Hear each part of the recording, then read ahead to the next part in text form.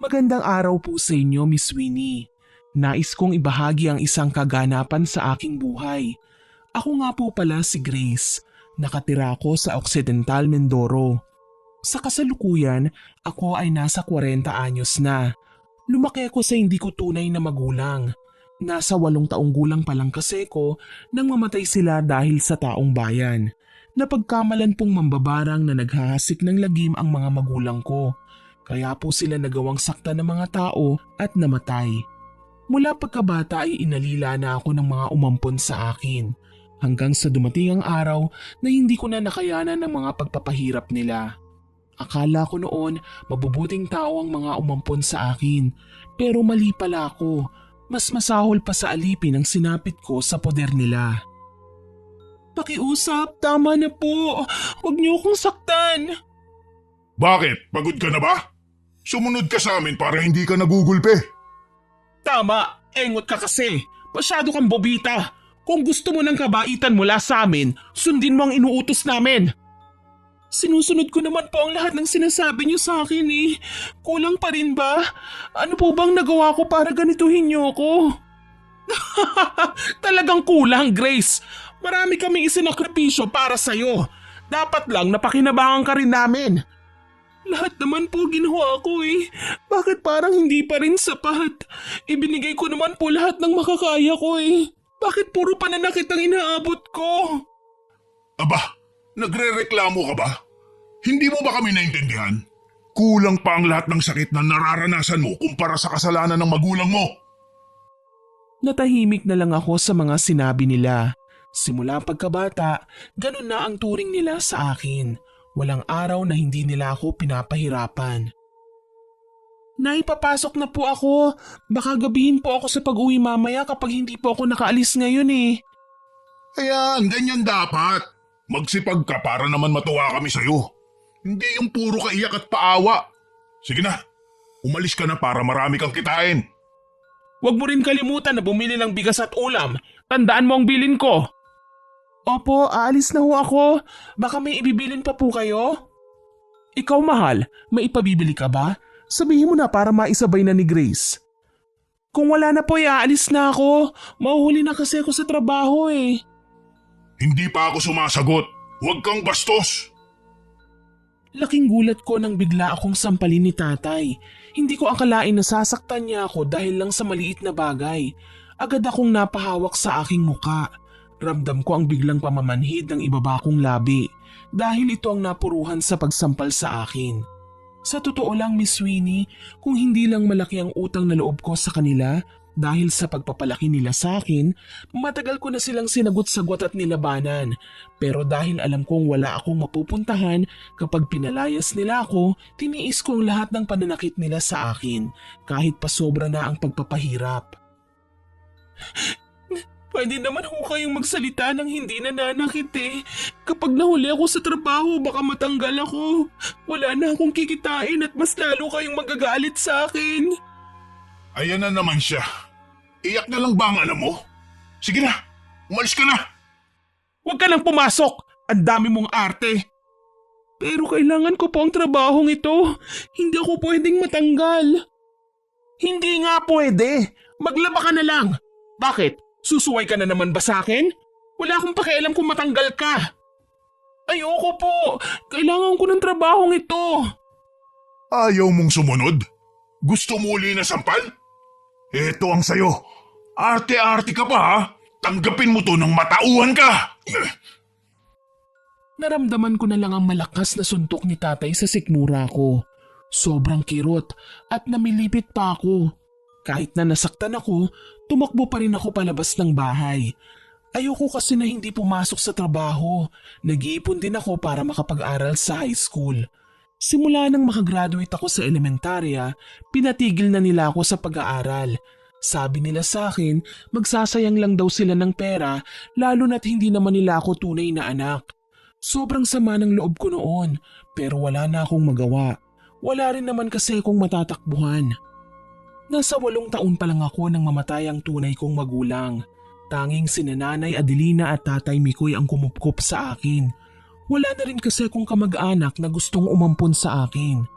Pagkarating ko sa trabaho, nag-alala kagad sa akin ng mga kasama ko. Alam naman kasi nila ang sitwasyon ko, pero nagsisinungaling pa rin ako para pagtakpan sila Nanay Adelina at Tatay Mikoy sa tuwing nagtatanong sila. Kinulit pa nila ako para magsabi ng totoo, pero hindi na lang ako umimik. Sinimulan ko na ang mga gawain na nakatoka sa akin sa karinderya.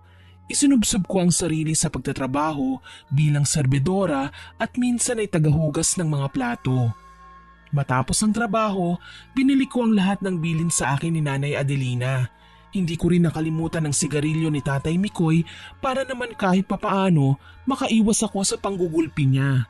Tuwing uwian po kasi ay ibinibigay na rin ng amo namin ng sahod, kaya may pera na kagad ako bago umuwi. Nakauwi na ho ako! Oh, nandito na palang swail nating ampon. Hindi ba't sabi ko wag kang binili ko naman ho lahat ng bilin nyo. Ito rin po ang yosi ni tatay. Aba, ganyan dapat. Para naman matuwa kami sa'yo. Pasensya na rin po kayo sa nangyari kanina. Kailangan ko lang sumuway para mabili lahat ng kailangan nyo, lalo na dito sa bahay. Mabuti naman at alam mo ang obligasyon mo. O siya, magluto ka na makakain na tayo. Sinunod ko ang lahat ng gusto nila kahit hindi na makatao kung ituring nila ako. Masakit para sa akin na hindi man lang nila ako minahal. Pero pinagpapasalamat ko na lang sa kanila dahil kahit papaano meron akong bahay na matutuluyan. Kahit pagod pa ako galing sa trabaho, ipinagluto ko kagad sila. Nang matapos ay inihanda ko na ang pagkain sa mesa, tsaka ko sila tinawag para kumain. Pero hindi man lang nila ako inalok. Kumain sila at walang pakialam sa akin.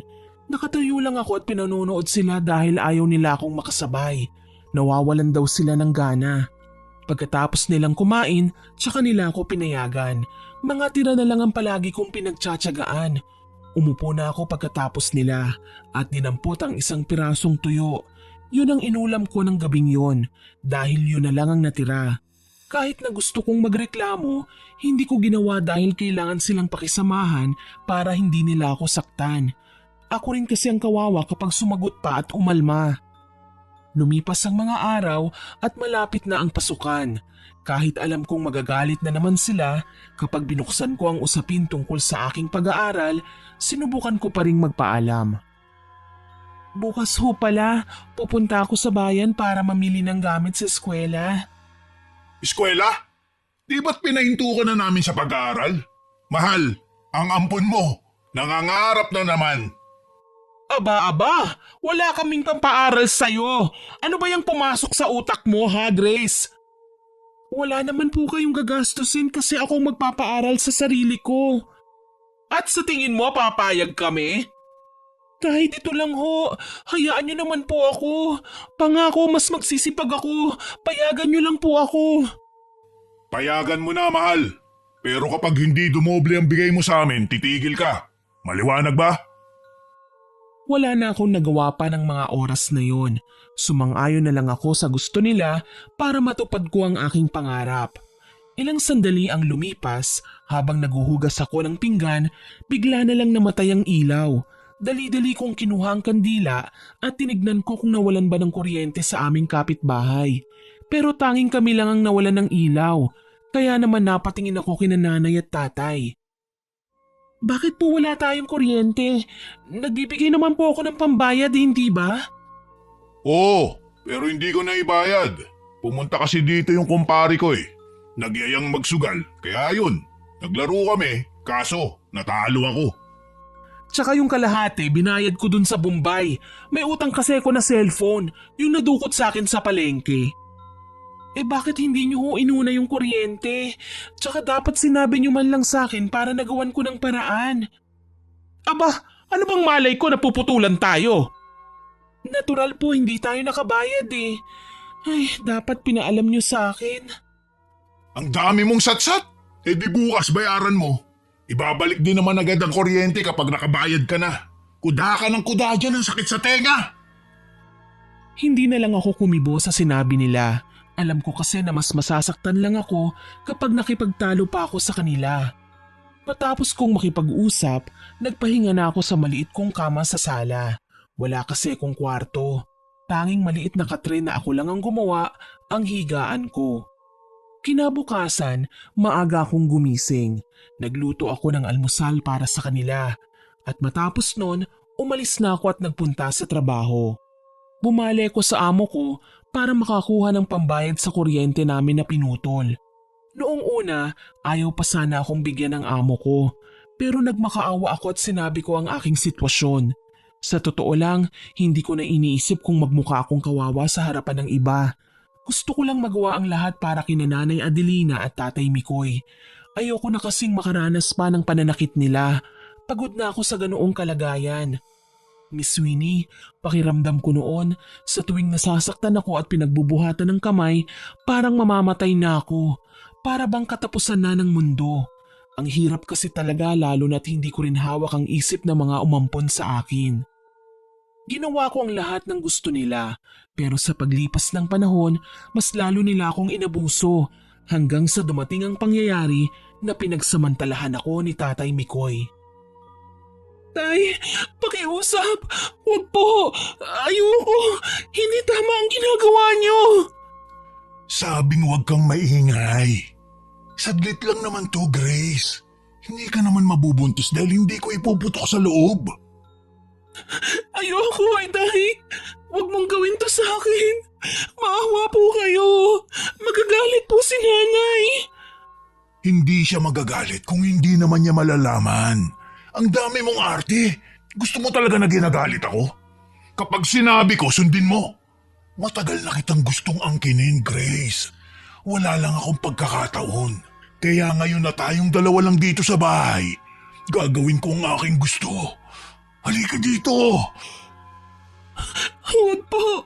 Masakit po! Aray! Tulong! Nanay!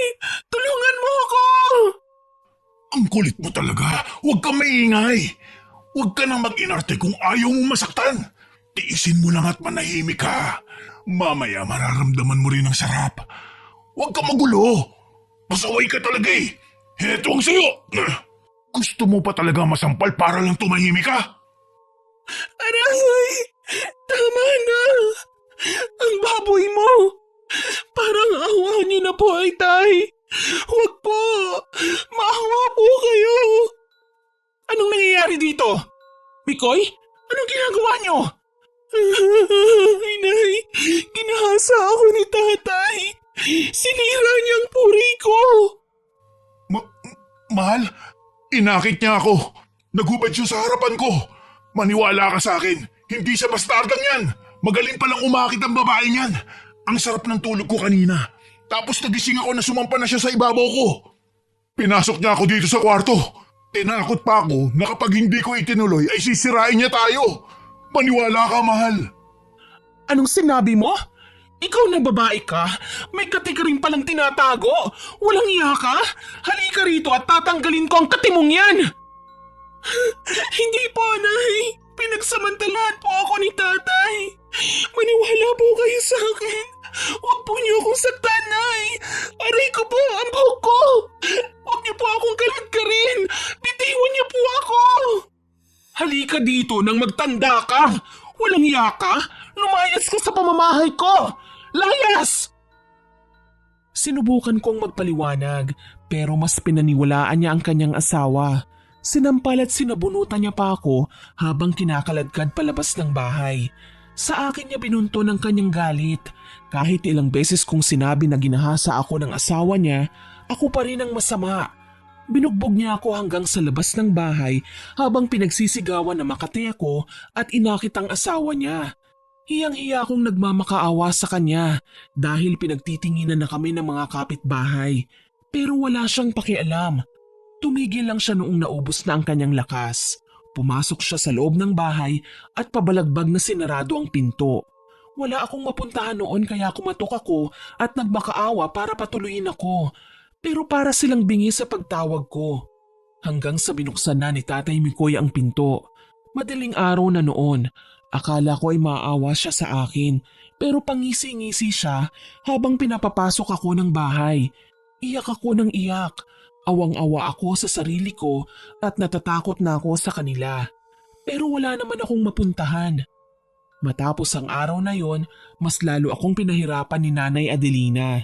Akala ko noon yun na ang pinakamasakit na nangyari sa aking buhay. Hindi pala, dahil may mas malala pa. Pumasok ako noon sa eskwelahan at nakalimutan ng bilin sa akin ng amo ko na bumili ng mga rekado. Kaya naman natanggal ako sa trabaho. Habang nasa eskwelahan ako, abot-abot na kaba ang aking nararamdaman. Hindi ako mapakali dahil sa pagtanggal sa akin sa trabaho. Alam ko kasing magagalit na naman sila sa akin. Hanggang sa natapos ang klase, nagmamadali akong naglakad pa uwi ng bahay.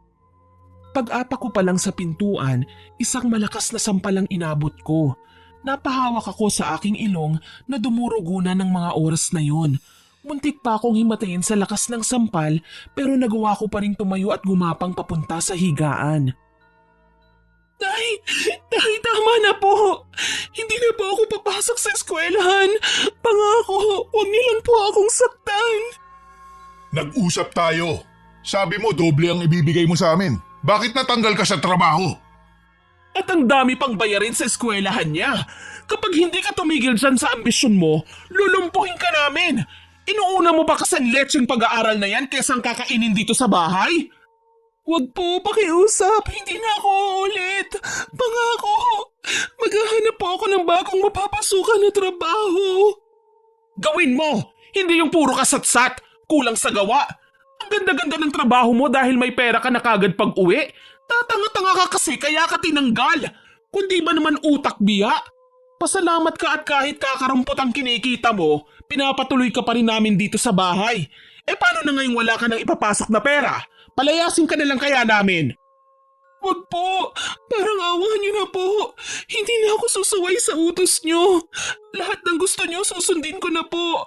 Hindi ko na po ipipilit na makapag-aral. Pakiusap, tama na po. Tay, masakit na po. Wag niyo na po akong hampasin ng sinturon. Masakit talaga ang sinturon ko. Babakat to sa likod mo para magtanda ka. Ano? Uulit ka pa ba? Hindi lang sinturon ang gagamitin ko sa'yo. Sa susunod, latigo na ang gagamitin ko para hindi ka na maging swail. Matapos kong mangako sa kanila, tumigil sila sa pananakit sa akin. Lalo na si Tatay Mikoy. Halos hindi na ako makalakad dahil sa paghampas niya sa akin ng sinturon. Namaga ang binti ko. Putok ang labi at pikit na ang isa kong mata. Sabi ko nun sa isip ko, gagawa ako ng paraan para makaalis sa impyernong kinalalagyan ko. Pagkalipas ng ilang araw, hindi ako nakakarinig ng panunumbat mula sa kanila. Hinayaan nila akong magpahinga pero hindi naman nila ako inasikaso. Kahit alukin man lang na kumain, hindi nila ginawa.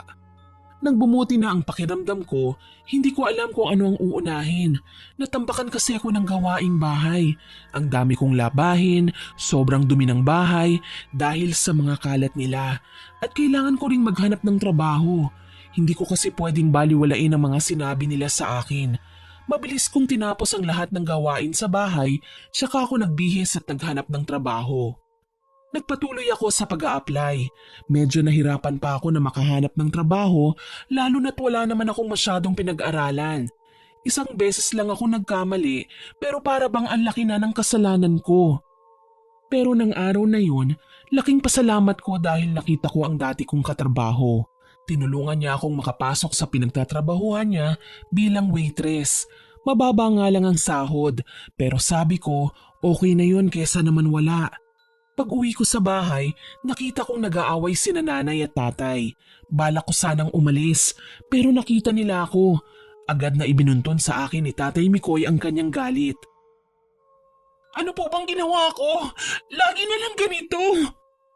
Dapat ikaw na lang ang namatay, hindi ang anak namin. Sa tuwing nakikita kita, naaalala kong ginawa ng magulang mo sa amin. Matagal na pong patay ang mga magulang ko.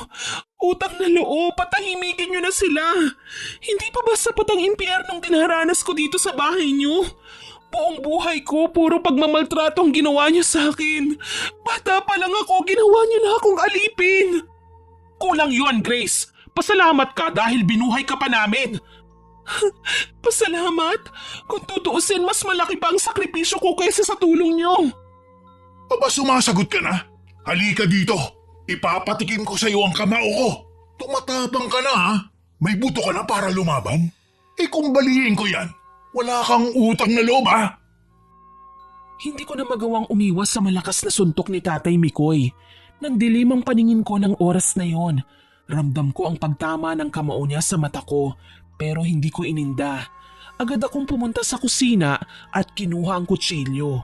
Umiiyak na tinutok ko sa kanila ang patalim, kaya naman natigilan sila. Sige, lumapit kayo! Hindi ako magdadalawang isip na itarak ito sa leeg nyo! Sobra na! Ano ba ang dapat kong gawin? Wala akong ginawang tama sa paningin nyo! Lahat mali! Lahat kulang! Sagad na ako! Grace, bitawan mo yan. Pakiusap, kumalma ka. Sandali! Ibigay mo na ang kutsilyo na yan, Grace! Mamaya maitulak ka ng demonyo! Demonyo? Kayo ang demonyo! Alam nyo, may kinatatakutan din pala kayo! Hindi biro ang patalim na yan, Grace! Bagong hasa yan kaya matalim! Kumalma ka nga! Tandaan nyo ang sasabihin ko. Kapag sinaktan nyo pa ako ulit, gagawa ako ng isang bagay na siguradong pagsisisihan nyo! Oo na. Bitawan mo lang ang kutsilyo na yan. Nang marinig ko ang sagot nila, ibinaba ko ang hawak kong patalim. Tumakbo ko palabas ng bahay. Sa totoo lang, Miss Sweeney, nagtapang-tapangan lang ako ng mga oras na yon. Napuno na kasi ko at hindi ko na kayang tiisin pa ang sakit na nararamdaman. Pakiramdam ko, masama akong tao dahil sa ginawa ko. Hindi kasi ako sanay sa ganoong sitwasyon. Naglakad-lakad ako hanggang sa hindi ko na malaya na nakarating na pala ako sa puntod ng aking mga magulang. Tuloy-tuloy na bumuhos ang luha sa aking mga mata. Sobrang bigat ng nararamdaman ko. At sa mga sandaling yun, sumabay pa ang panahon. Tila dinadamayan ako dahil bumuhos na kanina ang nagbabadya na ulan. Nang wala nang lumalabas na luha sa aking mga mata, umuwi na rin ako. Pagkarating ko sa bahay, agad nila akong sinalubong. Akala ko sesermonan o sasaktan ako ni nanay, pero bigla akong pinunasan ni Nanay Adelina ng tuwalya. Gulat na gulat ako sa ginawa nila. Hindi ko maunawaan dahil bigla na lang silang nagbago. Ayos lang po ako. Hindi nyo kailangan magpanggap na nag-aalala sa akin dahil pare-pareho nating alam na hindi yun totoo. Nagluto ako. Kumain ka na. Saka magbihis ka na rin, baka magkasakit ka. Oo, tama. Tsaka bukas, pwede ka nang pumasok sa eskwelahan. Alam ko naman na nasa 20 anyos ka na, pero pangarap mong makapagtapos, hindi ba? Susubukan naming humanap ng trabaho para masuportahan ang pangangailangan mo. Talaga po? Bakit bigla kayong bumait sa akin? Totoo ba ang lahat ng ito? O baka dahil lang sa mga sinabi ko kanina at sa ginawa ko? Naisip namin na tama ka. Patay na ang mga magulang mo at sa amin ka ibinilin. Kaya dapat lang na tratuhin ka namin ng maayos. Parang ang bilis niyong magbago ah. Kanina lang galit na galit kayo sa akin at halos patayin niyo ako. Pero masaya ako dahil nakita niyo na ang tama. Hayaan mo kaming bumawi sa'yo. Hindi ko alam kung matutuwa ba ako o maguguluhan sa pinakita nila sa akin. Matapos ang araw na yun, malaki ang pinagbago nila. Hindi na ako sinasaktan ni Tatay Mikoy, inaalagaan na nila ako na para bang tunay nilang anak. Akala ko nung una tuloy-tuloy na ang pagbabago nila, pero mali pala ako. Isang araw, papasok na sana ako sa bahay nang marinig ko na nag-uusap sila tungkol sa akin. Anong plano mo, Mikoy? Hindi pwedeng ganito na lang lagi. Dapat pahirapan natin ang babaeng yon. Hindi ko alam ang gagawin. Alam mo naman na kahit ako naiinis na. Mag-isip ka rin naman, hindi yung puro ako na lang. Nakakasuya na. Baka isipin ni Grace, takot tayo sa kanya. Baka gawin niya tayong alila. Pagod na ako magpanggap na mabait sa harap niya. Wala tayong ibang pagpipilian. Nakita mo naman kung paano siya magalit, di ba? Pwede siyang pumatay ng tao. Parang hindi mo naman kilala ang magulang niya. Mambabarang sila at nadamay pa ang anak natin dahil sa kanila.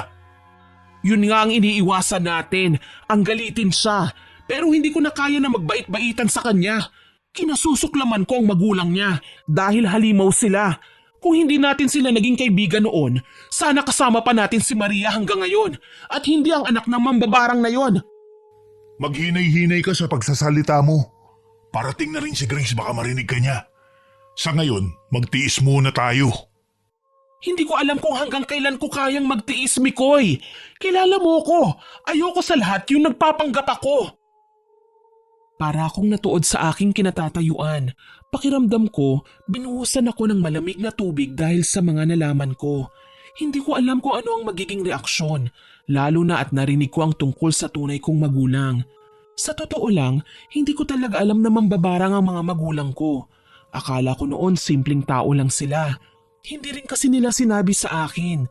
At dahil sa mga nalaman ko, naging malinaw ang lahat. Naunawaan ko kung bakit galit na galit sila sa namayapa kong mga magulang. Wala pa sana akong balak na pumasok pero bigla akong nabangga ang bote ng alak na nasa gilid dahil hindi ako nakatingin sa nilalakaran. Napatingin sila at nakita ko ang gulat sa kanilang mata. Nagkatinginan pa sila bago nagsalita. Kanina ka pa ba dyan? Narinig mo ba ang mga sinabi namin? Grace, tinatanong ka namin. May narinig ka ba sa usapan namin? Hindi nyo na po kailangan magpanggap pa dahil narinig ko na ang lahat ng sinabi nyo. Ano ba ang ugat ng galit nyo? Bakit hindi nyo na lang sabihin sa akin? Nagtanong ka pa? Hindi mo ba naaalala?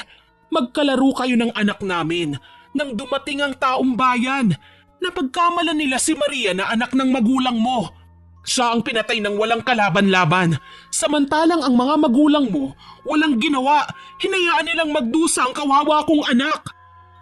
Nagpunta kami noon sa palengke. Naiwan si Maria sa inyo dahil gusto kanyang kalaro. Pero pag uwi namin, nalaman ko ang balita na wala na ang aming anak. Nagsinungaling pa ang magulang mo. Pinaikot nila kami. Sinabi nila na sinadyang patayin si Maria ng mga tao.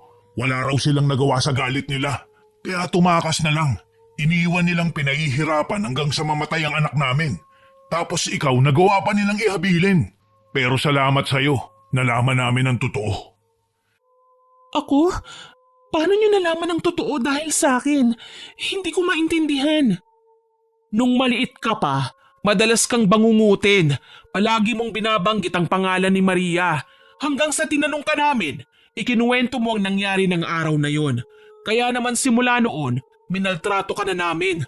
Mabuti nga't ilang linggo pa lang na itinuturing ka namin na anak, nalaman na namin ang totoo mula sa'yo. Ikaw ang kabayaran sa kasalanan ng iyong magulang. Pero kung tutuusin, kasalanan mo rin ang lahat dahil ipinasuot mo ang kwintas kay Maria na pagmamay-ari ng iyong magulang. Kaya naman siya ang pinatay. Napaatras ako dahil sa malakas na sigaw ni Tatay Mikoy. Gulong-gulo ang aking isip, pero habang tumutulo ang aking luha, bumabalik sa alaala ko ang lahat ng nangyari. Natandaan ko na ang lahat. Naalala ko ang sinabi sa akin noon nila mama bago sila bawian ng buhay. Nakalimutan ko raw ang mga masasamang nangyari sa akin. Pakiramdam ko, buong buhay ko ay puro kasinungalingan. Pinilit kong kalimutan ang masasamang nangyari sa nakaraan. Kaya naman hindi ko noon maisip kung bakit napakatindi ng galit nila sa akin. Dahil pala yun sa pagkamatay ni Maria, ang tunay nilang anak. Hindi ko intensyon na mamatay ang anak nyo. Higit sa lahat, hindi ginusto ng mga magulang ko na mapahamak si Maria. Taong bayan ang dapat sinisingil nyo sa pagkawala niya, hindi ako. Pinahiram ko noon sa kanya ang kwintas ko dahil gusto niya. Hindi namin alam na may mangyayari. Sinubukan siyang iligtas ng mga magulang ko, kaya nga sugatan sila eh. Pero namatay pa rin ang anak namin dahil sa'yo. Ikaw at ang mga magulang mo ang may kasalanan ng lahat. Nagsisisi kami na naging malapit pa kami sa magulang mo. Kung hindi sana namin sila naging kaibigan, buo pa ang pamilya namin. Walang may gusto sa nangyari. Kahit ako sinisisi ko ang sarili ko sa mga pangyayari, kaya nga pinilit kong kalimutan ng lahat. Kayo ang tunay na masama dito, hindi ang mga magulang ko. Pasalamat ka dahil binuhay at inaruga ka pa namin. Kung tutuusin, kaya ka naming patayin pero hindi namin ginawa. Hindi kami gaya ng magulang mo na kayang isakripisyo ang iba para sa kanilang sariling kapakanan. Hinayaan nilang mangyari ang bagay na yun sa anak namin para lang maisalba ang sarili nilang anak. At ikaw yun. Talaga? Tumingin kayo sa salamin. Mas masahol pa kayo kaysa sa kinamumuhian nyo. Hindi nyo nga ako pinatay, pero inalila, minaltrato at ginawa nyong impyerno ang buhay ko. Wala kayong kasing sama. Sobrang galit na ako ng mga oras na yon. Hindi ko namalayan ang biglang pagpatay sindi ng mga ilaw. Hindi ko rin naramdaman na naapakan ko na pala ang basag na bote ng alak dahil sa aking emosyon. Pakiramdam ko, unti-unting nauubos ang pasensya ko. Lahat ng hinanakit na kinimkim ko sa loob ng maraming taon ay bigla na lang lumabas. Dinampot ko ang basag na bote ng alak at nilapitan ko sila. Napaatras at napaupo pa si Nanay Adelina dahil itinutok ko sa kanya ang basag na bote ng alak na aking hawak. Anong gagawin mo, Grace? Lumayo ka sa akin!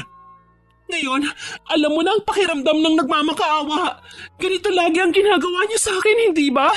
Halos lumuhod ako sa harapan niyo pero naawa ba kayo? Hindi! Dahil demonyo kayo! Wala kayong kasing sama!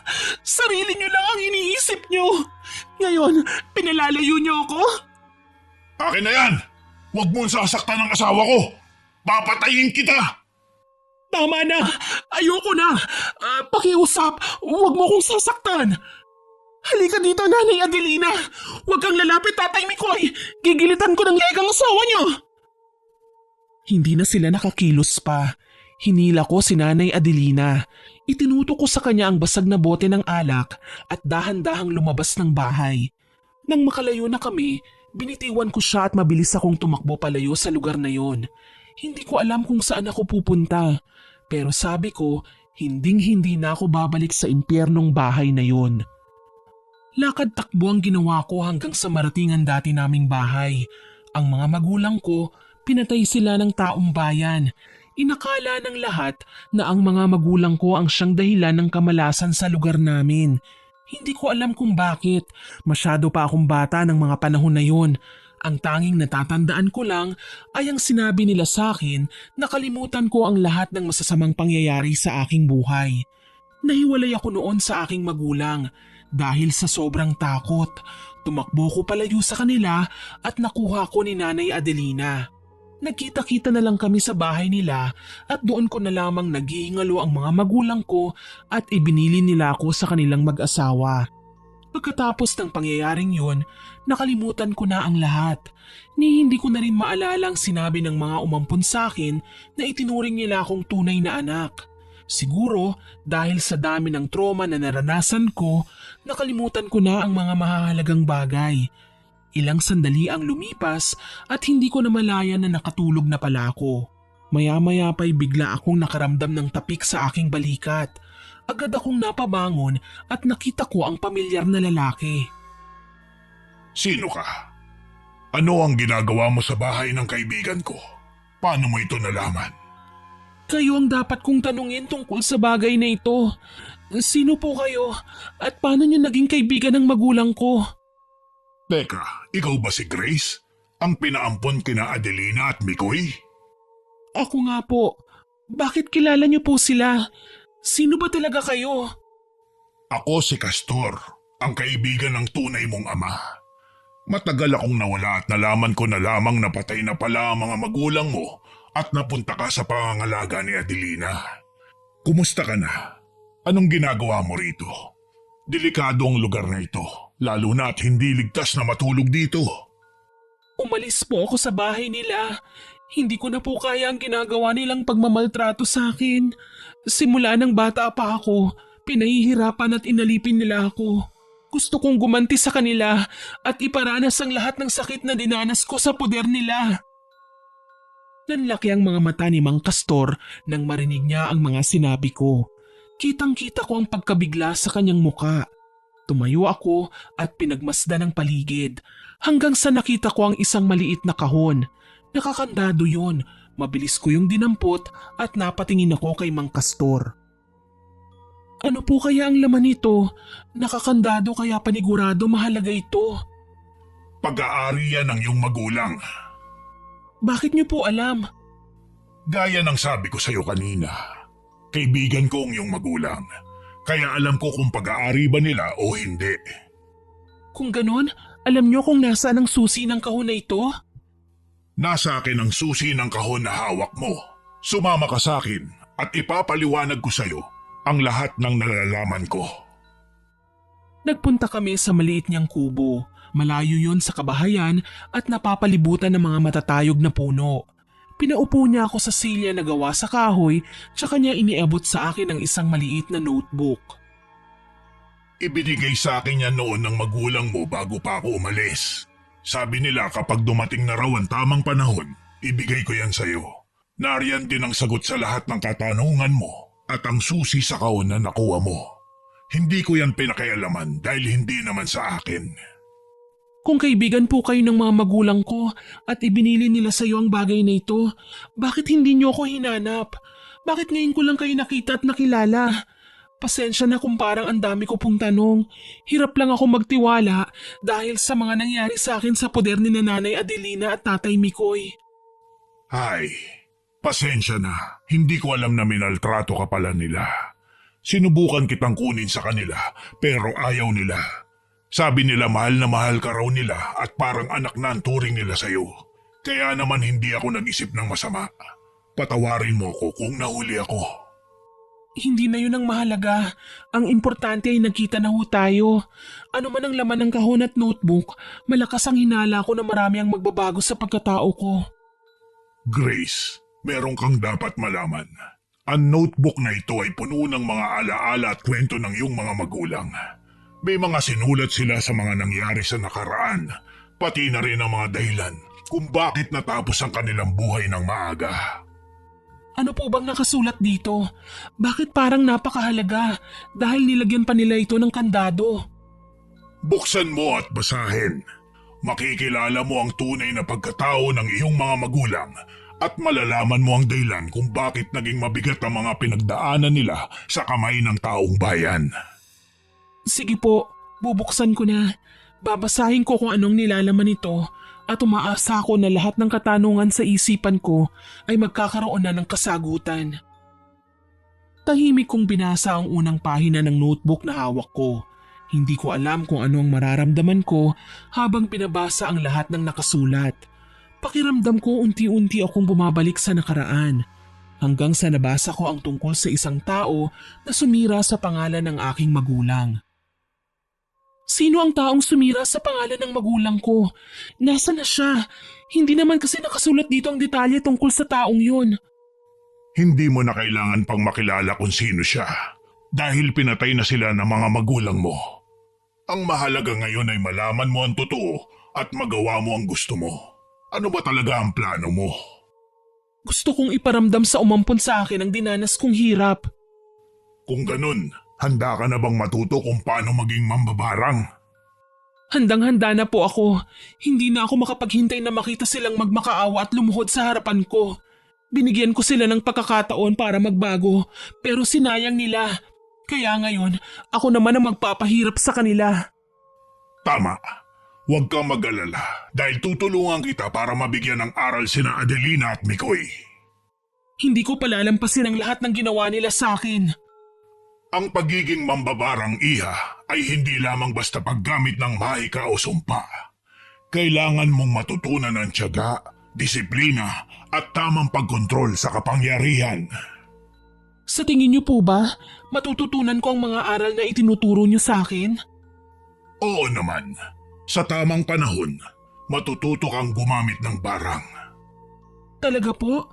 Pahalagahan ko ang lahat ng ituturo niyo sa akin, Mang Castor. Pero tandaan mo, ang sumpang bibitiwan mo, maaaring bumalik sa'yo kung gagamitin mo sa maling paraan. Natahimik ako sa sinabi ni Mang Castor. Sa pagdaan ng araw, napapansin ko na mas dumadalas ang pagpapakita ng mga itim na paru-paro sa paligid ko. Nagtanong ako noon sa kanya at sabi ni Mang Castor, senyalis daw yun na nagbubukas na ang aking kakayahan. Paano ko po malalaman kung handa na ako? Kapag dumating ang araw na handa ka na, hindi mo na lang basta malalaman ang sikreto ng pambabarang. Mararamdaman mo rin yun sa dugo mo. Ibig sabihin kusa na lang lalabas? Mararamdaman mo na yun. Huwag ka lang magmadali. At tandaan mo ang lahat ng bilin ko sa'yo. Huwag po kayong mag-alala. Hindi ko sasayangin ang lahat ng bilin niyo sa akin. Pangako po ito. At hindi nga siya nagkamali dahil natutunan ko ang lahat ng itinuro niya sa akin. Hanggang isang araw, binigyan niya ako ng isang regalo. Nang buksan ko ito, isang itim na bilog na parang holen ang nakita ko sa loob nito. Parang may kakaibang enerhiyang dumaloy sa katawan ko nang hawakan ko ito. Alam ko noon na hindi ito ordinaryong bagay. Sa sandaling yon, alam kong tapos na ang pagsasanay ko at oras na para gumanti. Mahabang panahon din akong nagsanay at wala akong naging balita sa mga umampon sa akin. Itinuon ko kasi ang pansin ko sa pag-aaral ng itim na kaalaman upang mabalikan ko sila. Naituro ko na sa iyo ang lahat ng dapat mong malaman.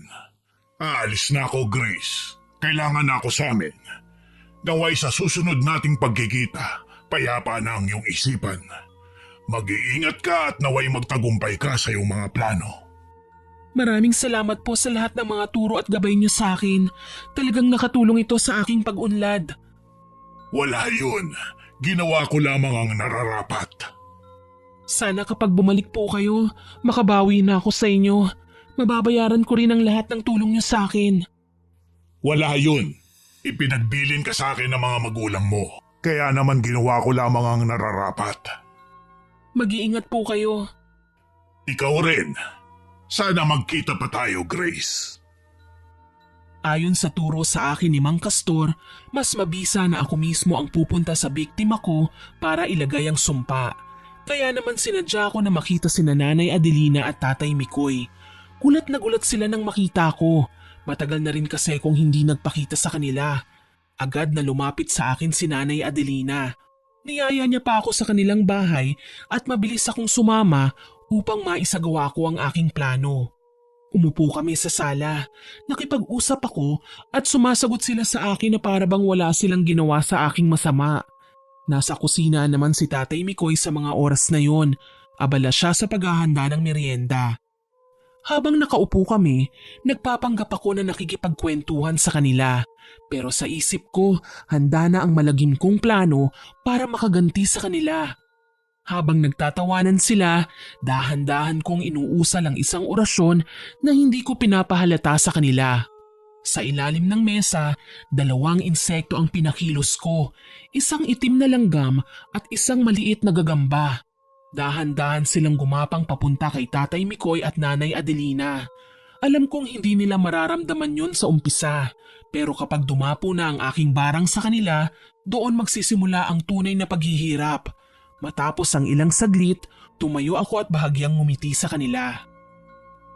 Pasensya na po, kailangan ko na pong umuwi eh. Ha? Aalis ka na kagad? Bakit parang nagmamadali ka? Oo nga, hindi pa tayo nakakapagkwentuhan. May gagawin pa po kasi ko eh. Hindi ka na babalik dito? Pasensya na po, pero hindi na po. Sige, hayaan mo na siya. Ingat ka. Ngumiti ako ng pilit kahit sukang-suka na ako habang kausap sila. Pagkalabas ko sa kanilang bahay, alam kong magsisimula na ang kabayaran sa lahat ng ginawa nila sa akin. Simula nang bumisita ako sa bahay nila, hindi na ako tumigil sa pagdalaw ng palihim. Tuwing pupunta ako, mas lalong lumalala ang itsura nila. Sa una, simple lang ang nangyari. Si Nanay Adelina ay madalas magreklamo na masakit ang katawan niya. Para daw laging may tumutusok sa laman niya. Pero kahit anong inumin niyang gamot ay walang epekto. Samantala, si Tatay Mikoy naman ay madalas na hinihika at sumasakit ang tiyan. Pero habang lumilipas ang mga araw, mas lumalala ang kanilang nararamdaman. Pagkalipas ng 2 linggo, dumalaw ako ulit. Pagpasok ko, nakita ko kagad si Tatay Mikoy sa sala. Halos hindi ko siya makilala. Payat na siya. Halos kita na ang buto sa kanyang balat at ang kanyang muka ay namumutla. Puno ng malalalim na guhit. Para siyang hindi natutulog. Paglapit ko, biglang bumuka ang kanyang bibig at doon ko nakita ang nakakakilabot na itsura niya. Punong-puno ng malalaking sugat ang loob ng kanyang bibig. Para bang may bumutas sa kanyang gilagid at dila at may lumalabas pang madilaw na likido. Sinadya kong magpanggap na para bang nag-aalala ko sa kanila. Hindi ko pinahalata pero alam kong nagdududa na sila sa akin. Makikita kasi yon sa kanilang mga mata. Sa gilid ng mata ko, nakita ko naman si Nanay Adelina na nakahiga sa papag. Nanginginig at pawisan. Ang kanyang tiyan ay lumaki, para bang punong-puno yun ng tubig o kung anong hindi normal na laman. Napansin ko rin na nanginginig ang kanyang kamay at ang mga daliri niya ay parang may gumagapang sa ilalim ng balat. Tahimik akong nakatitig pero sa loob-loob ko, natutuwa ako. Sabi ko, yun ay simula pa lamang at hindi pa tapos ang pagpapahirap ko sa kanila. Nagsasalita pa lang sana ako pero agad akong pinaalis ni Nanay Adelina at Tatay Mikoy. Kaagad akong lumabas ng kanilang bahay. Umalis na lang ako doon at hindi na dumalaw pa. Sa totoo lang, kinabahan talaga ako ron, Miss Winnie. Hindi ko kasi naisip na hihingi sila ng tulong sa isang mambabarang na tumutulong sa mga kagaya nilang biktima ng sumpa. Hanggang sa sumagi sa isipan ko ang mga binilin ni Mang Castor. Napatapik ako noon sa noo at naisip ko na mali ang ginawa ko. Pero sinabi ko sa aking sarili na hindi na ako pwedeng umurong. Itinuloy ko na lang ang aking nasimulan. Lumipas ang ilang buwan, wala naman nangyari sa akin na kakaiba. Hanggang isang araw, naramdaman ko na lang na bumabalik sa akin ang ginawa kong sumpa. Isang gabi, para akong mamamatay.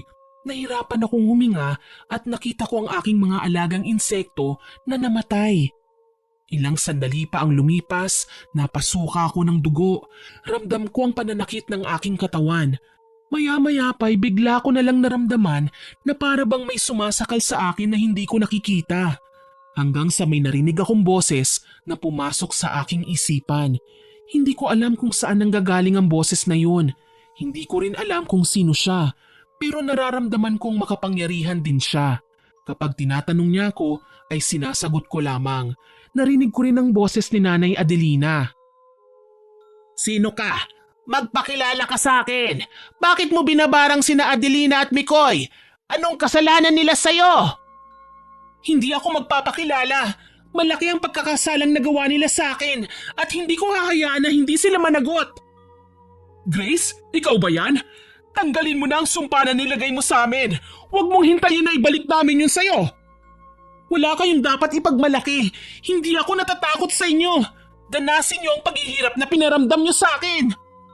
Pakiusap, Grace. Kung ikaw man yan, tanggalin mo na ang nilagay mong sumpa sa amin. Magtiis kayo. Hindi ko aalisin ang sumpang nilagay ko sa inyo. Magdusa kayo. Matigas ka, ha? Wala akong pagpipilian kundi ang pahirapan ka at ibalik sa iyo ang sumpang nilagay mo sa kanila. Huwag kayong makialam dito. Wala kayong alam sa kasamaan ng mga taong tinutulungan nyo. Hindi to maaari. Hindi mo ako matatalo. Hindi ko na nagawa pang sumagot dahil napasukan na ako ng uod. Ramdam ko ang aking panghihina. Bago pa ako makapagsalita ng orasyon, bigla na lang nandilim ang aking paningin at doon na ako nawala ng malay.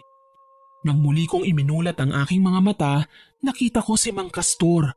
May hawak siyang bimpo at ipinunas niya yon sa aking noo. Sinabihan na kita, Grace, pero hindi ka nakinig. Mabuti na lang at naisipan kong dalawin ka at nakinig ako sa kutob ko. Kung hindi, baka hindi na kita naabutan ng buhay. Pasensya na po, pero sinabi ko naman sa inyo na gagantihan ko sila. Nabanggit ko na po yun sa inyo. Nakakainis lang, nagawa nilang malabanan ng sumpang nilagay ko sa kanila. Hindi pwedeng maging masaya sila at hindi sila maghirap. Ano ba talaga ang gusto mong mangyari? Papatayin mo ba talaga sila? Hindi, ayoko naman pong pamatay ng tao. Ang gusto ko lang ay pagsisihan nila ang mga ginawa nila sa akin. Kung ganun, alam mo dapat kung anong klaseng sumpa ang ilalagay mo sa kanila. Hindi ka basta-basta pwedeng maglagay. Maaaring ikamatay ng isang tao ang barang. Ginawa ko lang ang turo niyo sa akin. Sinunod ko lang po ang lahat ng natutunan ko sa inyo. Pero bakit natalo pa rin nila ako? Dahil mali ang intensyon mo. Halos patayin mo na sila sa sumpang inilagay mo. Naguguluhan na ako. Sinunod ko lang naman po ang lahat ng turo niyo. Bakit parang mali ako? Sinunod mo nga ba ang bilin ko? Bawat sumpang ibibigay mo sa isang tao ay maaaring bumalik sa'yo. Kaya dapat lang pag-isipan mo. Huwag kang papadala sa buot na nararamdaman mo. Kung ganon, anong dapat kong gawin? Paano ko sila mapaparusahan na hindi nila ako natatalo at hindi rin sila napapatay? Ang barang, Grace, ay layunin nitong gawing pantay ang mga paa ng taong biktima. Kung intensyon mo lang na magsisisi sila, aralin mong kontrolin ang kakayahan na taglay mo. At higit sa lahat, kontrolin mo ang emosyon mo. Natahimik ako sa mga sinabi ni Mang Castor. Hindi ko lubos maisip na lahat ng ginawa ko ay mali pala. Tama ang layunin kong mapagsisi sila, pero mali ang aking naging hakbang. Matapos ang pag-uusap namin ni Mang Castor, sinabihan niya ako na hanapin ko ang itim na libro. Tanging ang aming salinlahi lamang ang makakahanap nito. Nakasulat raw sa librong yon ang mga dapat kong gawin at matutunan dahil tanging ang mga kadugo ko lamang ang nakakaalam nito. Wala akong ideya noon kung paano hahanapin ang itim na libro na sinasabi niya. Hanggang sa binalikan ko ang bahay namin noon. Hindi ko alam pero para bang may nag-uudyok sa akin na magpunta sa likod bahay. Habang naglalakad ako at patungo roon, napansin ko ang isang puno ng mangga na may marka. Pamilyar yon sa akin hanggang sa naalala ko ang disenyo ng kahon na nakuha ko. Dali-dali akong umuwi sa aking tinutuluyan, kinuha ko ang kahon at binuksan yon. Nakita ko ang tila ba isang mapa na may kakaibang sulat. Hindi ko maintindihan dahil nakasulat sa ibang lengguwahe. Meron ding mga drawing, kagaya ng bilang ng lakad o hakbang, may mga puno at iba pang simbolo. Pinag-aralan ko ang mapa at nalaman ko sa likod bahay lang din nito tinuturo ang kailangan ko. Kinuha ko yon at bumalik sa puno ng mangga. Sinunod ko ang mga nakasulat sa mapa hanggang sa napadpad ako sa isang malaking puno ng balete. Nakita ko ang marka na simbolo sa katawan ng puno at may araw pa na nagtuturo pababa.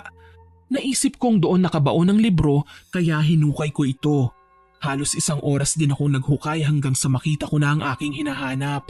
Nakita ko rin sa pabalat ng libro ang nakasulat na orasyon. Iyon din ang nakasulat na palatandaan sa mapa na nagsasabing yun na nga ang itim na libro. Agad akong napangiti pero hindi ko muna yun binuklat. Nagmadali akong umuwi at doon ko binasa ang nilalaman ng itim na libro. Nakasulat doon ang pinagmula ng aming lahi at ang taglay na kakayahan ng bawat isa sa amin. Nakalagay rin doon ang bawat pamilya sa aming lahi. Napangiti ako nang mabasa ko ang pangalan ng aking mga magulang. Sila pala ang ikalimang salinlahi. Hindi ko na masyadong ilalahad kung ano ang laman ng libro.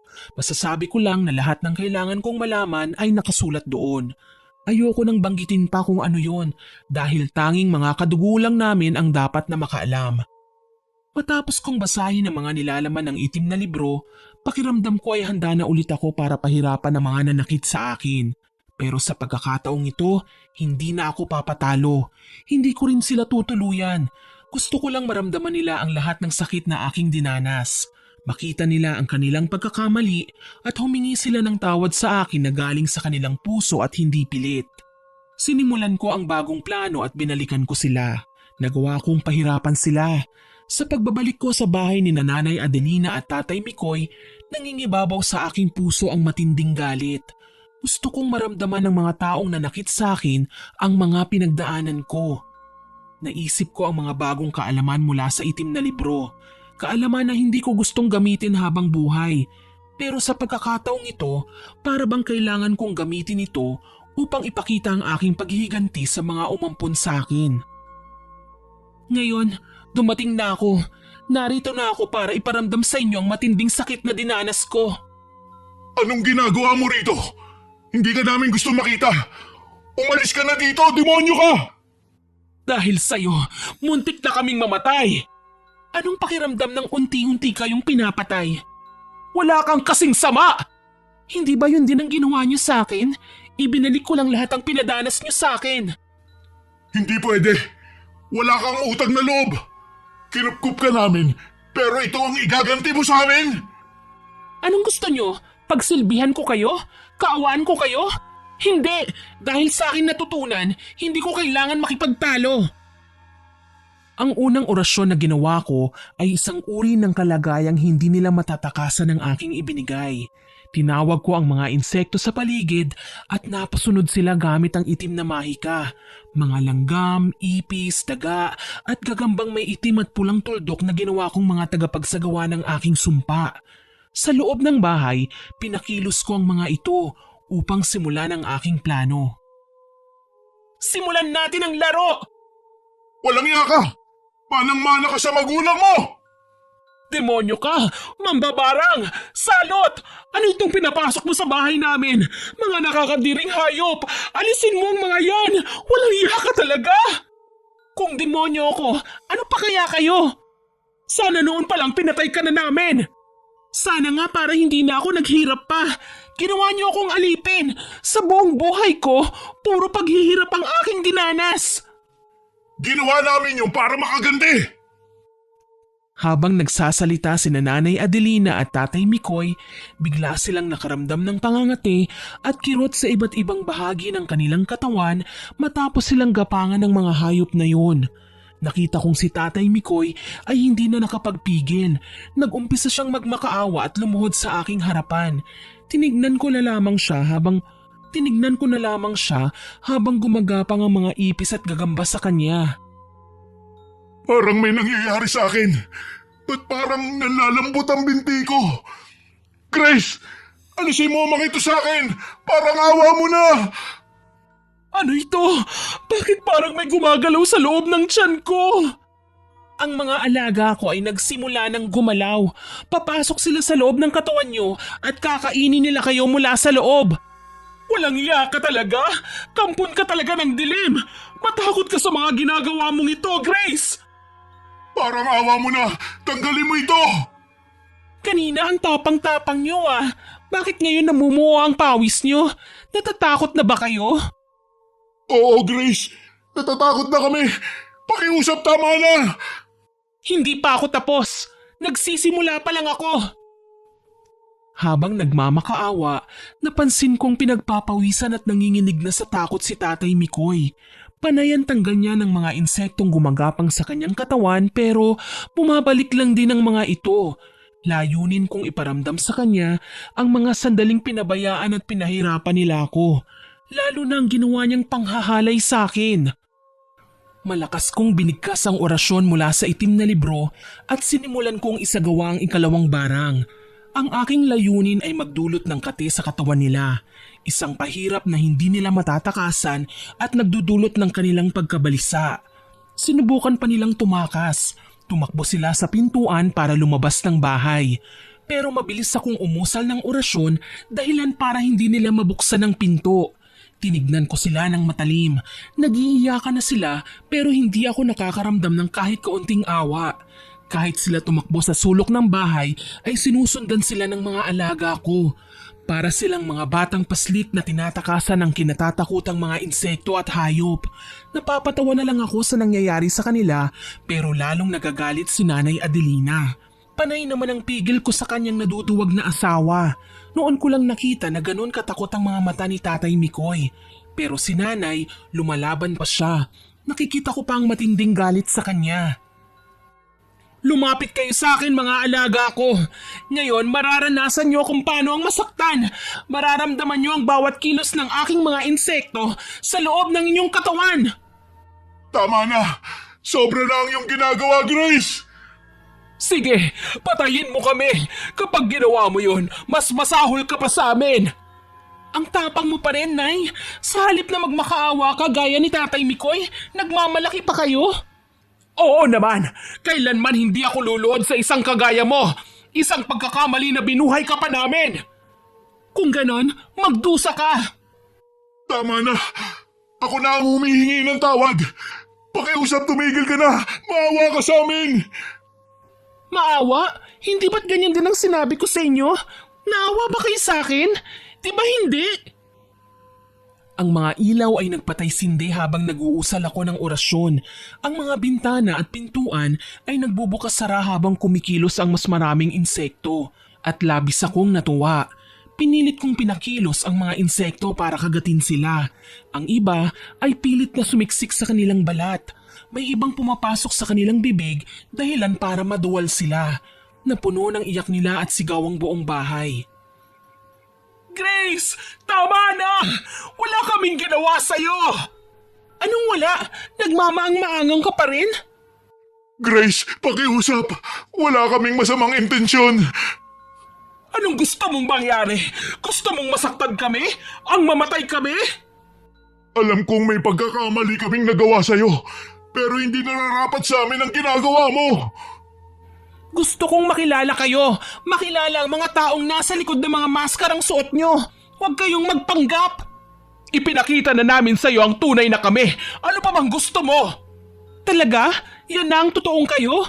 Hindi nyo nga maamin ang kasalanan nyo eh. Hanggat hindi kayo nagsisisi, hindi ko ititigil ito.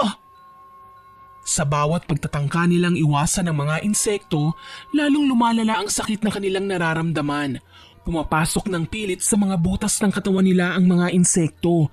Kapag iniluluwa nila ay kaagad ko namang dinadampot at sapilitang isinusubo sa kanilang bibig.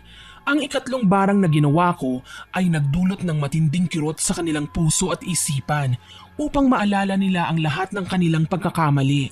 Habang pinipilit nilang umiwas, lalo silang pinahihirapan ng barang na nagpalala sa kanilang pagdurusa. Matapos kong maisagawa ang aking plano, umalis na ako sa kanilang bahay na para bang walang nangyari. Hindi ko alam kung ano ang mararamdaman ko. Matutuwa ba ako o makukonsensya? Aaminin ko, Miss Sweeney, nadala na talaga ako ng galit, pero mabuti na lang at nagawa kong makontrol ito. Umalis ako dahil muntik ko na silang matuluyan. Pag-uwi ko sa bahay, naroon si Mang Castor. Bigla siyang pumalakpak at ngumiti sa akin. Magaling! Isa ka na talagang mambabarang. Binabati kita, Grace. Mabuti na lang at nagawa kong mapigilan ang aking galit. Bumalik kasi sa alaala ko ang lahat ng masasakit na aking pinagdaanan. Napuno po ng puot ang puso ko. Salamat po dahil itinatak niyo sa isipan ko ang lahat ng dapat kong gawin. At dahil sa itim na libro, kaya ko nang kontrolin ang aking kapangyarihan. Natutuwa ako na marinig ang bagay na yan mula sa'yo. Nakita ko ang ginawa mo kina Adelina at Mikoy. Hanggang kailan mo sila pahihirapan?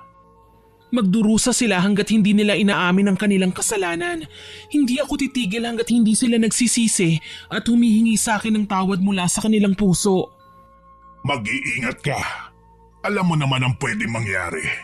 Huwag ka lang susobra at bantayan mo ang kalusugan mo.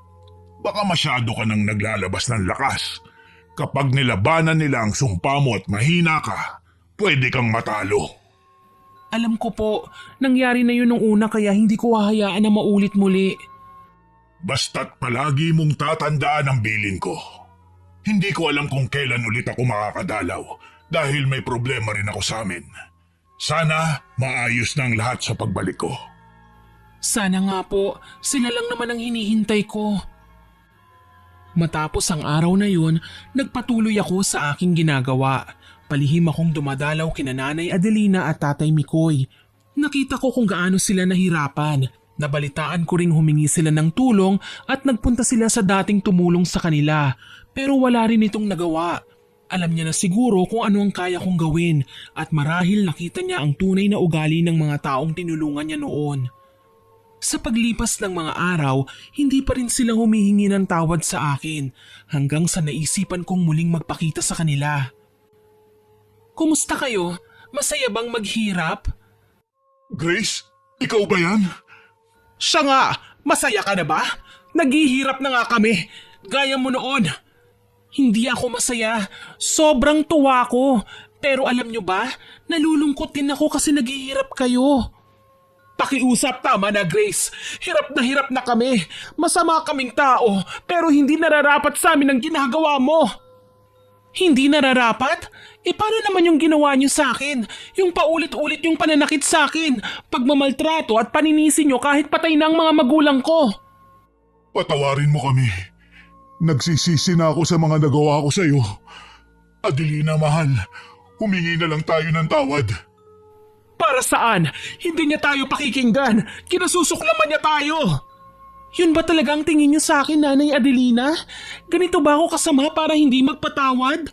Kung ang Diyos nga ay kayang magpatawad, ako pa kaya na tao lamang? Dinamay mo pa ang Diyos sa kasamaan mo. Mahiya ka nga, Grace. Mahal, tama na. Aminin na lang natin ang mga nagawa natin sa kanya. Magsisi tayo. Maling-mali naman talaga ang ginawa natin. Ang galit natin sa mga magulang niya ay ibinuntun natin sa kanya kahit na wala siyang kinalaman sa nangyari. Natahimik si Nanay Adelina sa mga sinabi ni Tatay Mikoy. Maging ako ay hindi makapaniwala sa aking narinig. Inamin niya na meron silang kasalanan. Hindi ko rin akalain na sasabihin niya ang lahat ng yun.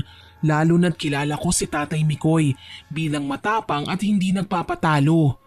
Dahan-dahang naglakad si Tatay Mikoy palapit sa akin. Laking gulat ko nang bigla siyang lumuhod at paulit-ulit na humihingi ng tawad sa akin. Pakiusap, Grace. Tanggalin mo na ang nilagay mo sa amin na sumpa. Ako na ang humihingi ng tawad para sa asawa ko at sa aking sarili. Ano bang sinasabi mo, Mikoy? Nahihibang ka na ba talaga? Nahihibang pala talaga ang tawag mo sa taong tinanggap ang kanyang pagkakamali. Mabuti pa si Tatay Mikoy. Aminado siya sa kanyang mga pagkakamali. Pero totoo ba talagang nagsisisi ka na, Tay? Oo, Grace. Mukha ba ako nagpapanggap? Kung ang pag-aamin ng mga kasalanan ko ang tanging paraan para mapatawad mo kami, gagawin ko yun ng buong puso. Ano bang saysay ng pagsisinungaling? Sa uli, malalaman mo rin ang totoo. Mas mabuti pang tanggalin ko ang maskara kaysa magdusa habang buhay. Kaya sana, bigyan mo pa kami ng ikalawang pagkakataon. Kung ganon, tinatanggap ko na po ang paghingi nyo ng tawad. Makakaasa kayo, mawawala ng paghihirap nyo. At ako, paano naman ako? Hindi mo ba ako pagagalingin? Ang sampang nilagay mo sa akin, hindi mo ba ito aalisin? Ang tanong, nagsisisi na ba kayo talaga? Parang hindi ko pa nakikita na talagang nauunawaan yung pagkakamali nyo. Mukhang kulang pang dinaranas yung paghihirap para buksan ang inyong mga mata sa katotohanan. Hindi kumibo si Nanay Adelina sa sinabi ko. Ramdam na ramdam ko na ayaw niyang aminin ang lahat ng kanyang mga pagkakamali. Kaya umalis na lamang ako. Hinayaan ko siyang mag-isip at pagdusahan ang mas malalang sakit na binigay ko sa kanya. Pag-uwi ko sa bahay, pagod na pagod ako. Nahiga ako sa banig at pinagnilay-nilayan ng lahat ng mga nangyari. Hindi ko akalain na darating ako sa ganitong punto ng buhay ko. Sa totoo lang, Miss Sweeney, talagang nakukonsensya na ako sa mga nagawa ko. Pero nangingibabaw pa rin sa akin ang kagustuhang mapagbago sila. Gusto ko sanang aminin nilang dalawa ang mga kasalanan nila sa akin. Ayoko talagang umabot sa ganitong sitwasyon, pero pakiramdam ko, kailangan kong gawin ito. Kung hindi ko sila imumulat sa katotohanan, hindi nila makikita ang mga pagkakamali nila. Maaari pa silang malugmok sa galit dahil sa mga nangyari sa nakaraan. Alam kong hati ang opinyon ng mga nakikinig sa aking kwento, pero gusto ko lang linawin na wala akong ibang intensyon kundi ang marinig mula sa kanila na nagsisisi sila sa kanilang mga nagawang kasalanan. Alam ko namang hindi perpekto ang lahat ng tao, nagkakamali at nagkakaroon ng kasalanan, kaya naman nais kong magbago sila at bigyan sila ng pagkakataon para ayusin ang kanilang sarili. Pero hindi mangyayari ang lahat ng yun kung hindi ko ipaparanas sa kanila ang sakit na pinagdaanan ko sa poder nila. Ilang araw ang lumipas at marami akong naririnig na balita tungkol kay Nanay Adelina. Patuloy pa rin siyang nagmamatigas, hindi katulad ng kanyang asawa. Si Tatay Mikoy sa kabilang banda ay naalisan ko na ng sumpa at nakita kong siya ang tunay na nagbago. Halos araw-araw, pinapaalalahanan niya ang kanyang asawa na magbago na at aminin ng mga nagawang pagkakamali. Pero sadyang matigas ang puso ni Nanay Adelina. Hindi niya matanggap na tama ako at mali siya. Ang totoo niyan, akala ko noon si Tatay Mikoy ang magmamatigas. Pero mali pala ako dahil si Nanay Adelina ang ayaw magsisi. Hanggang isang araw, dumalaw si Tatay Mikoy sa bahay na tinutuluyan ko. Malumanay siyang humingi ulit ng tawad sa akin at kinumbinsi ako na tigilan ang pagpapahirap sa kanila. Alam kong walang kapatawaran sa mga nagawa kong kasalanan. Hindi ko alam kung paano ko babawi sa'yo. Pero gusto ko munang magpasalamat dahil inalis mo ang sumpang inilagay mo sa akin. Masaya po ako na sa wakas ay namulat na kayo sa katotohanan, pero gusto ko rin pong humingi ng pasensya dahil humantong pa sa ganito. Naiintindihan kita, pero may gusto lang sana akong hilingin sa'yo. Patawarin mo na sana si Adelina. Alam ko na hindi pa siya humingi sa'yo ng tawad, pero kung makikita mo ang kalagayan niya ngayon, maaawa ka sa asawa ko. Wala akong magagawa roon, Tay.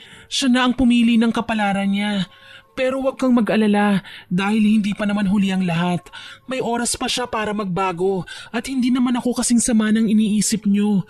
Hindi ko magagawang pumatay ng tao pero habang buhay siyang magdurusa kung hindi siya hihingi ng tawad. Ano ba ang dapat niyang gawin? Hindi po akong makakasagot niyan kundi kayo. Bakit ako? Ikaw dapat, di ba? Dahil ikaw ang naglagay ng sumpa.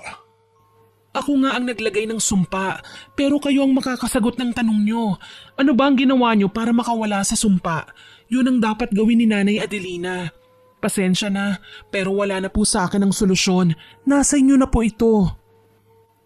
Makalipas ang ilang araw, patuloy pa rin na kinukuha ni Tatay Mikoy ang aking loob.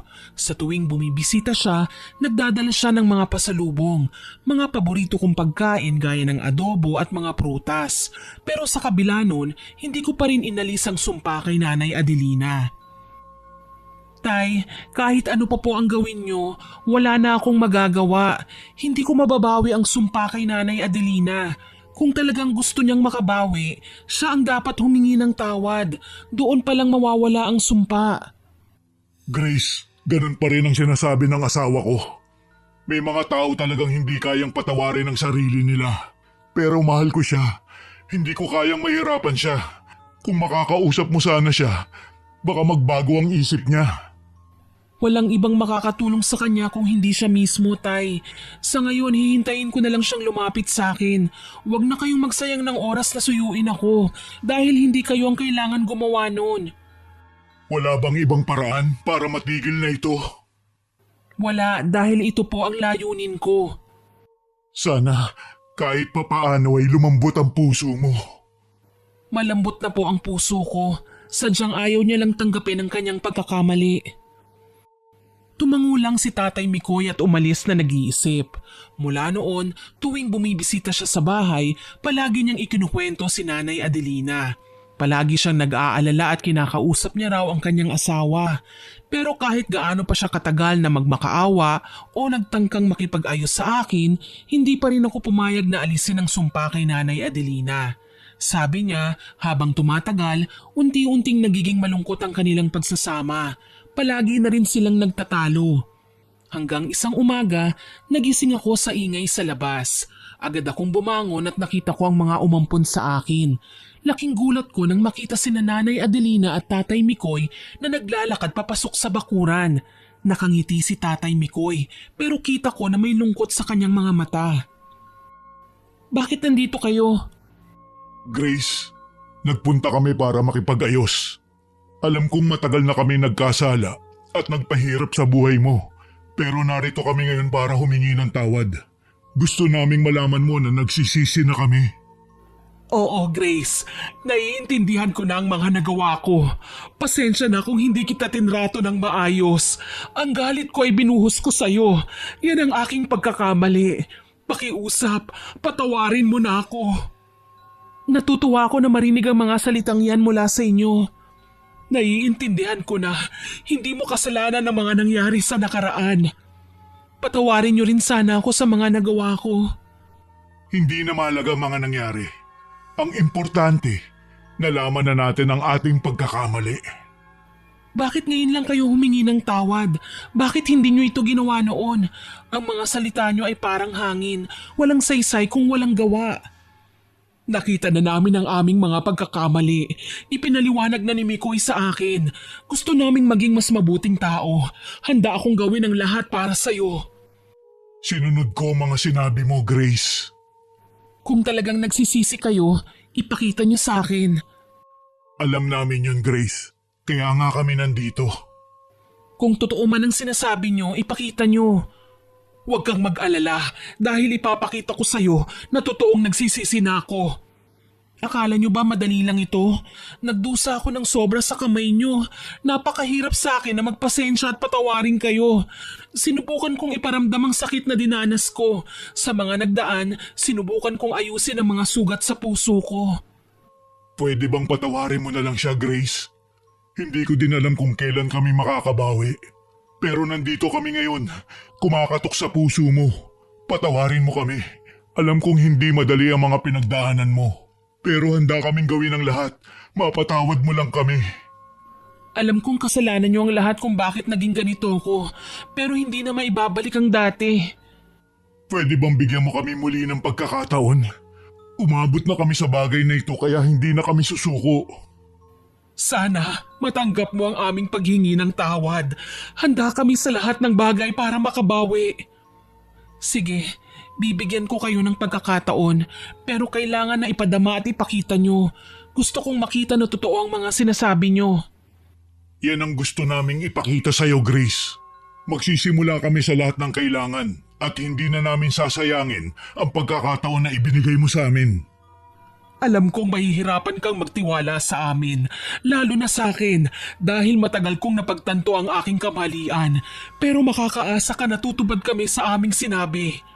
Sana nga po, huwag niyo na sanang sayangin ang pagkakataon na ito dahil baka sa susunod hindi ko na magawang magpatawad. Alam namin yon, Grace. Ilang beses mo na kaming binigyan ng tsansa para magbago. At ngayon napag-alaman ko na mali ang mga ginawa namin sa'yo. Hindi ko alam na naging halimaw na pala ako sa harap ng anak ng aking kaibigan dahil sa galit. Mabuti naman at namulat na ang mga mata niyo, Nanay Adelina. Hindi ko naman gusto na saktan at pahirapan kayo. Gusto ko lang ipakita ang inyong mga pagkakamali. Kaya nga, salamat dahil iminulat mo kami sa katotohanan. Napangiti ako sa mga nangyari. Habang nagiging malinaw na ang lahat, alam kong magiging bahagi na sila ng aking bagong simula. Kung ito ay magbibigay ng pagbabago, handa akong makita ang kanilang tunay na pagkatao. At nagpatuloy kami sa pag-uusap na puno ng pangako mula sa kanila ang usapan. Puno rin ng pag-asa na balang araw ang mga alaala ng sakit at hapdi ay mapapalitan ng saya. Habang nag-uusap kami ni Nanay Adelina at Tatay Mikoy, unti-unti kong nakilala ang kanilang mga tunay na damdamin. Ang mga pagkakaiba ng aming nakaraan ay tila naging tulay upang matuto kaming pare-pareho. Bakit ba kasi sa akin yung sinisi ang lahat ng nangyari? Ano po bang dahilan? Napuno kami ng galit, namatay ang magulang mo at nagsinungaling sila sa amin, kaya ikaw ang napagbuntunan namin. Pero ngayon, alam ko na mali ang nagawa namin. Ngayon naiintindihan ko na po, sana noon pa lang, napag-isip-isip nyo na, hindi na sana tayo umabot sa ganito. Babawi kami. Pangako. Naramdaman ko ang tindi ng kanilang pagsisisi. Sila ang mga taong minsang nagdala sa akin ng labis na sakit, pero sa mga oras na yun, naramdaman kong may pag-asa pa. Tapos na po ang usapan na to, wala na akong dapat pang sabihin. Hindi kita pipilitin na alisin mo ang sumpa sa akin, pero sana matapos na ang lahat ng ito. Narinig ko na po ang gusto niyong sabihin, Nay, kaya makakaasa kayo na matatapos na po ang lahat. Salamat, Grace. Hanggang sa mga oras na yon, nanatili pa rin ang hinanakit ko sa kanila. Pero sa kanilang pagluhod sa harapan ko, nabuhayan ako ng pag-asa. Makakaasa kayong pagbibigyan ko kayo ng pagkakataon, pero kailangan tuparin niyo ang inyong pangako. Ang mga ugat ng takot at galit ay kailangan ng malimutan. Ipinapangako ko, simula ngayon, magiging mas mabuti kaming tao. Hindi na kami uulit sa mga pagkakabaling ito. Aasahan ko lahat ng sinabi niyo. Salamat sa pagbibigay sa amin ng pagkakataon, anak. Sana lang hindi ako nagkamali sa pagpapatawad ko sa inyo. Makakaasa ka. Makalipas ang ilang linggo, matapos ko silang makausap, talagang nagsumikap sila. Sinimula ni Tatay Mikoy ang pagtulong sa mga tao sa barangay at nakiisa siya sa mga gawain doon kagaya ng pag-oorganisa ng mga feeding program para sa mga bata. Isinama niya rin si Nanay Adelina para hindi naiinip sa bahay. Ipinakita nila na hindi lang sila sa akin bumawi, kundi sa ibang tao rin. Hanggang isang araw, nagpunta ako sa kanilang bahay. Narinig kong nag-uusap sila at rinig ko ang saya sa kanilang boses. Mukhang masaya po kayo ah. Oo, Grace. Pinag-usapan namin ang mga proyekto natin. Sama-sama tayong makakatulong sa iba. Kaya gusto naming ipaalam at hingin sa iyo ang tulong mo para sa susunod na feeding program natin. Makakaasa ba kami? Oo naman po, walang problema. Sa susunod na linggo na yon, asahan ka namin ha? Sige po, pupunta ako. Nakakatuwa naman dahil nagkakasundo na tayo. Nakaramdam ako ng saya dahil sa kanilang pamumuhay. Hindi namin alam na sa kabila ng mga nangyari, may magandang simula pa palang mangyayari. Oo nga, ipagpapatuloy natin ang mga proyekto natin. Salamat, Grace. Ang mga bata ay siguradong magiging masaya dito. Tiyak ko marami na naman tayong matutulungan. Masaya po ako sa pagbabago ninyo at gusto kong maging parte nito. Hindi kami magiging ganito kung hindi dahil sa'yo. Hindi po, pinili niyo po yan kaya masaya ako. Malaking parte ka ng pagbabago namin. Salamat dahil iminulat mo kami sa kabutihan. Matapos ang araw na yon, sama-sama kaming gumawa ng mabuti hanggang sa muli kaming nagkita ni Mang Castor. Nakatanggap ako ng mga balita tungkol sa iyo, Grace. Binabati kita. Mukhang nahanap mo na ang kapayapaan sa puso mo. Salamat Mang Castor, ito na ang isang bagong simula. May mga aral akong natutunan sa mga pagsusumikap ng mga umampon sa akin. Itong laban mo ay nagbukas ng bagong daan. Lahat tayo ay may mga pagkakamali. At ang totoong yaman ay nasa kung paano natin pinapangatawan ito. Kung hindi dahil sa inyo, baka hindi ako masaya ngayon. Nararapat sa iyo na maging masaya dahil mabuti kang tao, Grace. Natutuwa ako sa tagumpay mo. Ang mga salita na narinig ko mula kay Mang Castor ay parang pintig sa puso ko. Natagpuan ko sa aking sarili ang higit pang kabutihan. Tumayo para sa mga pangarap at makipagtulungan bilang pagbabago sa kapwa. Bilang katibayan ng paghingi ng tawad ni Nanay Adelina at Tatay Mikoy sa akin, nag-ipon sila para muling mabawi ang minanang lupa ko sa aking mga magulang. Nalaman ko na isinanla pala nila ito. Nung sandaling yun ko rin nalaman na may lupa palang iniwan sa akin ng mga magulang ko. Akala ko ay tanging yung bahay lang, pero bahagi lang pala ito ng kabuuan. Doon na nagsimula ang bago kong buhay. Sobrang saya ko po, Miss Winnie. Sabi nga, sa dulo ng mga alon at unos, pagkatapos ng pagsubok ay magbibigay daan ito para sa mas magandang tatahakin. Sa huli, ang mga sakripisyo ay nagbunga ng pagbabago, pag-unawa at tunay na pagkakaibigan. Kaming tatlo, wala na kaming natirang hinanakit mula sa nakaraan. Napalitan na yon ng pagpapatawad at pagmamahalan. Samantala, nangako naman ako sa aking sarili na kailanman hindi ko nagagamitin ang pambabarang upang manakit ng aking kapwa. Muli kong ibinaon ang itim na libro kasama ang iba pang mga gamit sa pambabarang na iniwan ng aking mga magulang. Sa kabila ng mga nangyari, nalaman kong pwede pa rin tayong maging normal na tao. Tayo ang pumipili ng landas natin. Tayo ang nagdidesisyon sa ating buhay. Kahit ano pa ang mangyari sa atin, may kaakibat yon na responsibilidad. Hanggang dito na lamang po ang aking kwento, Miss Winnie. Sana ay maraming natutunang aral ang ating mga tagapakinig.